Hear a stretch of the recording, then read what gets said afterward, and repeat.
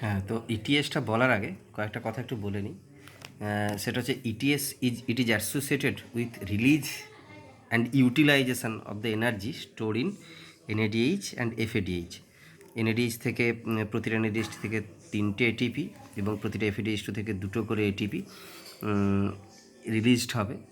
NADH আর এফএডিএইচগুলো oxidised হবে কতগুলো electron transport সিস্টেমের মাধ্যমে, ইলেকট্রন ট্রান্সপোর্ট চেনের মাধ্যমে, এবং ইলেকট্রনগুলো যাবে অক্সিজেনের কাছে, যেটা জল তৈরি করবে।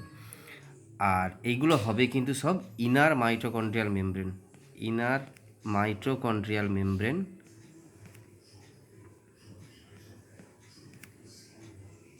ইন ইউক্যারিওটসের ক্ষেত্রে হবে ইনার মাইটোকন্ড্রিয়াল মেমব্রেনে। আর যারা প্রোক্যারিওটস তাদের ক্ষেত্রে হবে কিন্তু অ্যারোবিক প্রোক্যারিওটস, যারা তাদের ক্ষেত্রে হবে প্লাজমা মেমব্রেনে। এই জায়গাটা ক্লিয়ার হোক। তাহলে ইনার মাইটোকন্ড্রিয়াল মেমব্রেনে হবে ইউক্যারিওটসের ক্ষেত্রে, আর প্লাজমা মেমব্রেনে হবে প্রোক্যারিওটসের ক্ষেত্রে। হয়েছে? তো কিছু কিছু ইলেকট্রন ট্রান্সপোর্টার লাগবে, ইলেকট্রন কেরিয়ার লাগবে ইটিএসে। সেগুলো কি কি? সেগুলো হচ্ছে ফ্ল্যাভিন মনোনিউক্লিওটাইড বা ফ্ল্যাভিনস, এফইএস আয়রন সালফাইড, কিছু quinone compound means it may be ubiquinone or it coenzyme Q, এইগুলো। আর হচ্ছে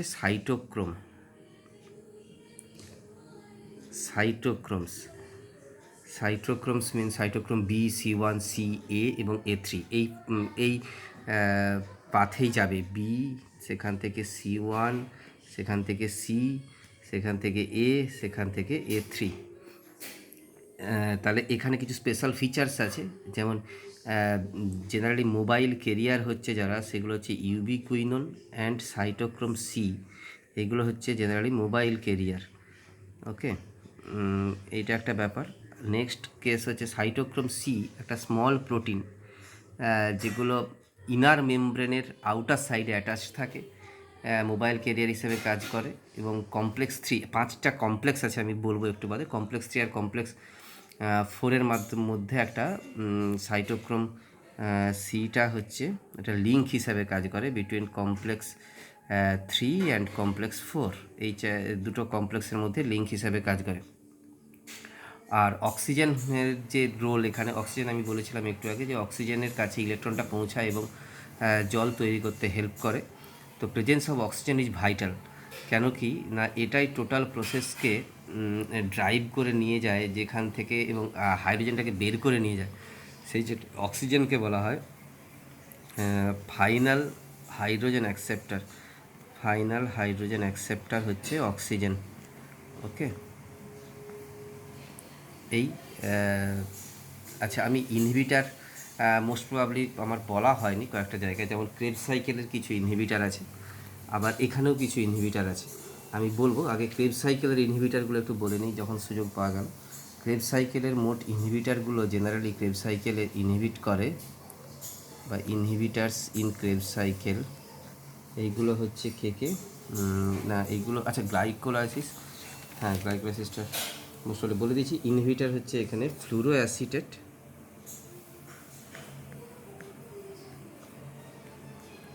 আর্সেনিক ডিহাইড্রোজেনেজ,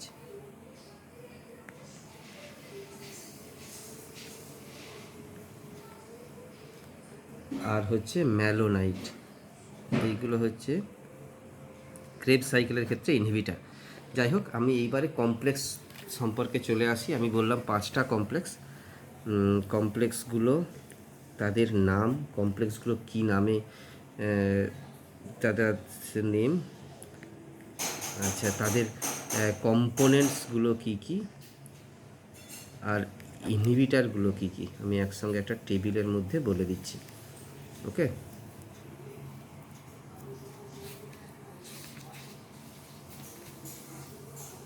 কমপ্লেক্সগুলো আমি যদি তাদেরকে এরকম বলি 1, 2, 3, 4, 5, ঠিক আছে। কমপ্লেক্স 1কে বলা হয় NADH কোএনজাইম কিউ রিডাক্টেজ।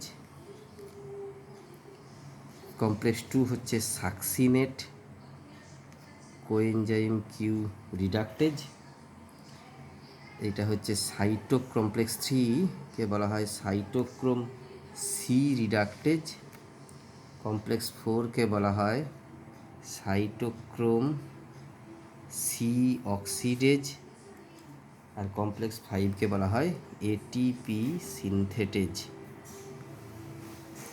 ওকে, আবার বলছি, কমপ্লেক্স 1 হচ্ছে NADH coenzyme Q reductase, complex 2 হচ্ছে succinate coenzyme Q reductase, complex 3 হচ্ছে সাইটোক্রোম সি রিডাক্টেজ, কমপ্লেক্স 4 হচ্ছে সাইটোক্রোম সি অক্সিডেজ এবং কমপ্লেক্স 5 হচ্ছে এটিপি সিনথেটেজ।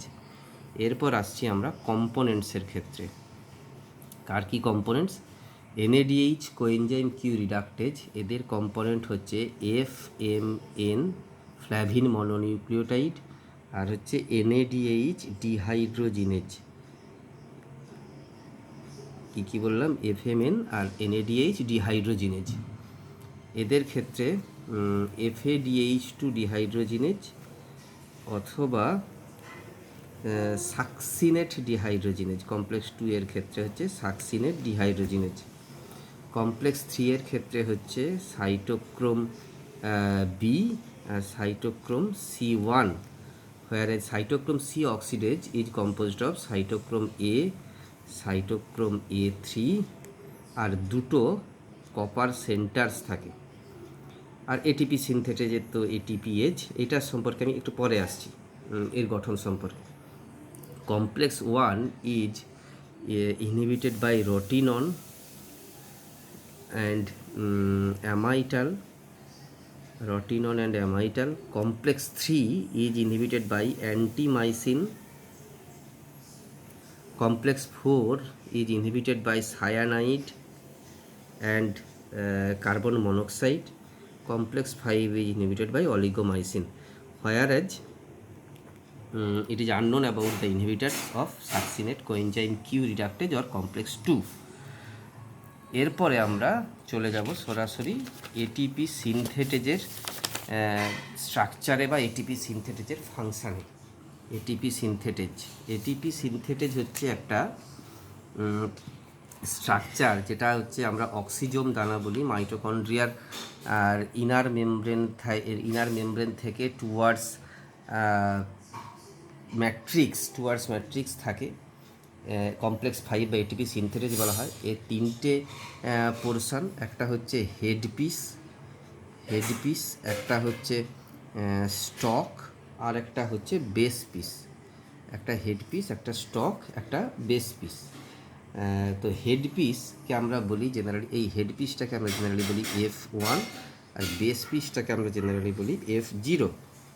ওকে, বেস পিসটাকে আমরা বলি F0টা কিন্তু মাইটোকন্ড্রিয়াল মেমব্রেনের মধ্যে এমপিডেড থাকে, whereas F1 যেটা বা এই স্টকটা আর F1টা ম্যাট্রিক্সের দিকে থাকে। ঠিক আছে, হেডপিসকে বলা হয় F1। এটা আইডেন্টিফাই করেছিলেন র্যাকার বলে একজন সায়েন্টিস্ট ইন 1965। তার মতে এটাতে 5টা সাব ইউনিট থাকে এই হেডপিসে। কি থাকে? আলফা থাকে 2টো, মলিকুলার ওয়েট হচ্ছে 53,000-এর মতো। বিটা থাকে 4টে, এর মলিকুলার ওয়েট প্রায় 50,000-এর মতো। গামা থাকে, এগুলো নট সো ইম্পর্টেন্ট, আমি জাস্ট সাবস্টিটিউট ইনফরমেশন হিসেবে কিছু দিয়ে যাচ্ছি। গামা থাকে, তার মলিকুলার ওয়েট হচ্ছে 33,000-এর মতো। ডেল্টা থাকে, তার মলিকুলার ওয়েট 17,000-এর মতো। এবং থাকে এপসিলন, সেটার মলিকুলার ওয়েট প্রায় 7,000-এর মতো। এটা হচ্ছে F1 বা হেড পিসের ক্ষেত্রে বলছি। স্টক যেটা, এটাকে স্টক বলা হয়। এই স্টকটা তৈরি হয় OSCP, oligomycin sensitivity conferring protein, oligomycin sensitivity conferring protein দিয়ে তৈরি থাকে। এটাই হচ্ছে F0 এবং F1টাকে বাইন্ড করে রাখতে পারে। আর বেস পিস যেটাকে আমরা F0 বলি, সেটা ইনার মাইটোকন্ড্রিয়াল মেমব্রেনে থাকে এবং এই রকমভাবে একটা টেনিস র্যাকেটের মতো এই দানাটা দেখতে হয়। তো এখানে 3টে হাইপোথিসিস আছে এরা কিভাবে এটিপি তৈরি করে। একটা হচ্ছে কেমিক্যাল কাপলিং হাইপোথিসিস,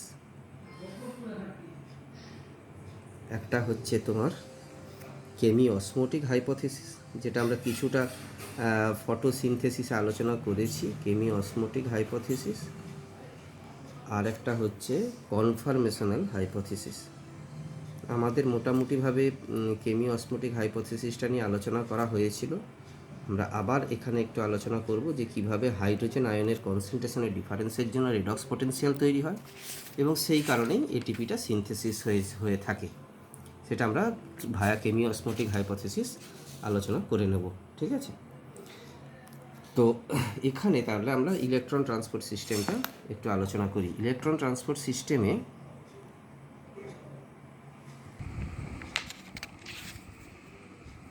তো আমরা তাহলে এবারে কেমি অসমোটিক হাইপোথিসিসটা আলোচনা করব এবং ইলেকট্রন ট্রান্সপোর্ট সিস্টেমটা আলোচনা করব। তিনটে জায়গা, একটা হচ্ছে ইনার মেমব্রেন স্পেস, একটা হচ্ছে ইনার মাইটোকন্ড্রিয়াল মেমব্রেন, আর একটা হচ্ছে ম্যাট্রিক্স। এই তিনটে হচ্ছে টোটাল জায়গা। ঠিক আছে, তো এখানে ইলেকট্রন ক্যারিয়ারগুলো আছে। ম্যাট্রিক্সে NADH প্লাস H প্লাস, সে কী করবে, দুটো হাইড্রোজেন ছাড়বে, সেইটা আসবে মেমব্রেনে হয়ে ভেতরের দিকে ইনার মেমব্রেনে দুটো হাইড্রোজেন প্লাস চলে এলো। তাহলে এ কী হবে, কনভার্ট হয়ে যাবে NAD প্লাসে। এই হাইড্রোজেনটা এবারে ভেতরেও আসতে পারে, আবার এটা ইলেকট্রন ক্যারিয়ার আরেকটা নিয়ে নিতে পারে, তার নাম হচ্ছে FeS। সেই FeS হাইড্রোজেন ক্যারিও করতে পারে, অ্যাজ ওয়েল অ্যাজ FeS ইলেকট্রনও ক্যারি করতে পারে। FeS থেকে এইরকমভাবে ইলেকট্রন হাইড্রোজেন ঢুকবে, ম্যাট্রিক্স হয়ে মেমব্রেন হয়ে ইনার মেমব্রেনের দিকে আসবে, আর ইলেকট্রনটা এইভাবে FeS থেকে পরের পর ইউবি কুইননে যাবে। তাহলে ইউবি কুইননে হাইড্রোজেন গেলেও ইউবি কুইনন রিডিউসড হবে, ইউবি কুইনন থেকে সাইটোক্রোম বি, সেখান থেকে আবার FeS, সেখান থেকে আবার ইউবি কুইনন হবে বারবার। এই ইউবি কুইনন আর এই রিডিউসড হবে এবং অক্সিডাইজড হবে, হতে হতে সাইটোক্রোম C1 C এবং A3-র কাছে, সাইটোক্রোম A3-র কাছে আসতে থাকবে। এইখানে কিন্তু এসে এই দুটো হাইড্রোজেন হাফ অণু অক্সিজেনের সঙ্গে যুক্ত হয়ে জল তৈরি করবে এবং বারবার এখানে কিন্তু হাইড্রোজেন প্লাসগুলো ইনার মাইটোকন্ড্রিয়াল মেমব্রেনে এসে হাইড্রোজেন প্লাসগুলো জমা হতে থাকবে। এই হাইড্রোজেন প্লাস জমা হওয়ার জন্য যে রেডক্স পোটেনশিয়ালটা তৈরি হবে সেটাই কিন্তু এটিপি তৈরিতে সাহায্য করবে। তাহলে ডিউরিং ETS যদি আমরা কেমি অসমোটিক হাইপোথিসিসের আলোকে এটা দেখি, তাহলে কি দেখতে পাবো, কেমি অসমোটিক হাইপোথিসিসে কি বলা হয়েছে,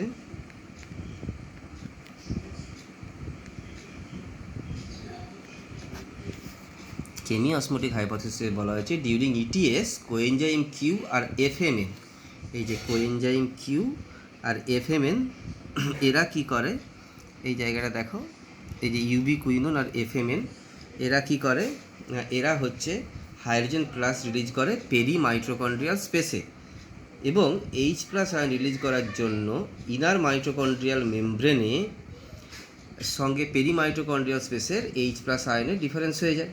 সেই differential H plus ion concentration across the inner mitochondrial membrane একটা প্রোটন গ্রেডিয়েন্ট তৈরি করে, বা প্রোটন গ্রেডিয়েন্ট যখন তৈরি হবে তখন ইলেকট্রিক পোটেনশিয়াল তৈরি হবে, সেইটাকে আমরা বলি proton motive force. Proton motive force এইটা তাহলে কিসের জন্য তৈরি হচ্ছে প্রোটন মোটিভ ফোর্সটা, না যেহেতু হাইড্রোজেন আয়নটা পেরি মাইটোকন্ড্রিয়াল স্পেসে আস্তে আস্তে করে জমা হচ্ছে, ইনার মেমব্রেন স্পেসে বা পেরি মাইটোকন্ড্রিয়াল স্পেসে দেখো হাইড্রোজেন প্লাসটা পরপর জমা হচ্ছে, সেই জন্য একটা প্রোটন মোটিভ ফোর্স তৈরি হয়। এই প্রোটন মোটিভ ফোর্স কিন্তু হাইড্রোজেন প্লাস আয়নকে পেরিমাইটোকন্ড্রিয়াল স্পেসে থাকতে দেবে না। সেই জন্য সে সেটাকে কি করবে, আবার ঠেলে দেবে। এই দেখো এখানে আমরা সাইটোক্রোম বি এর মাধ্যমে এই যে ঠেলে দিচ্ছিল হাইড্রোজেন প্লাসগুলোকে আবার ঠেলে দেবে টুয়ার্ডস ম্যাট্রিক্স। সেই টুয়ার্ডস ম্যাট্রিক্স যখন ঠেলতে থাকবে, কার মাধ্যমে ঠেলবে না, সেটা ঠেলবে F0-র মাধ্যমে। আমরা যদি এটাকে এবারে F0 F1-এর আলোকে দেখি, তাহলে কীরকমভাবে দেখতে পাবো। ধরো এইটা হচ্ছে আউটার সাইড, এইটা হলো inner membrane, inner mitochondrial membrane, আর এইটা হলো ম্যাট্রিক্স। হয়েছে? এবার F0 F1টা কীরকম লেগে আছে, এইটা হচ্ছে তার বেস পার্ট, এইটা তার F1 পার্ট। তো আমি বারবার বলছি যে এইটা F0 এবং এটা F1 যদি হয়, হাইড্রোজেন প্লাসটা F0 থেকে F1-এর দিকে হয়ে যাচ্ছে।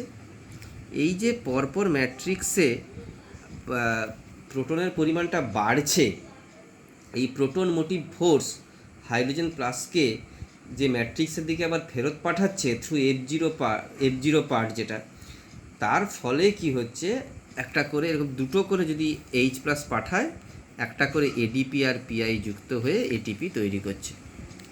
এডিপি আর পিআই যুক্ত হয়ে একটা করে এটিপি তৈরি করছে প্রত্যেক দুটো হাইড্রোজেন প্লাসের জন্য।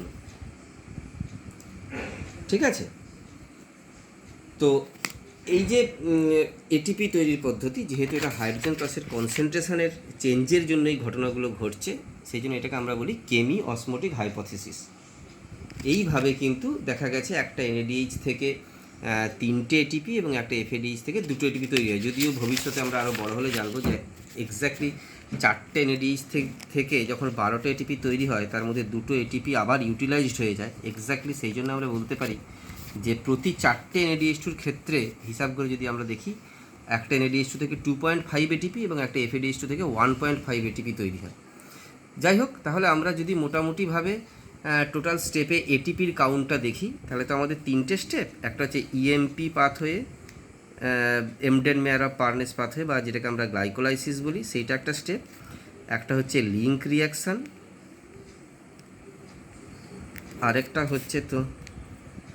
আরেকটা হচ্ছে ক্রেবস সাইকেল।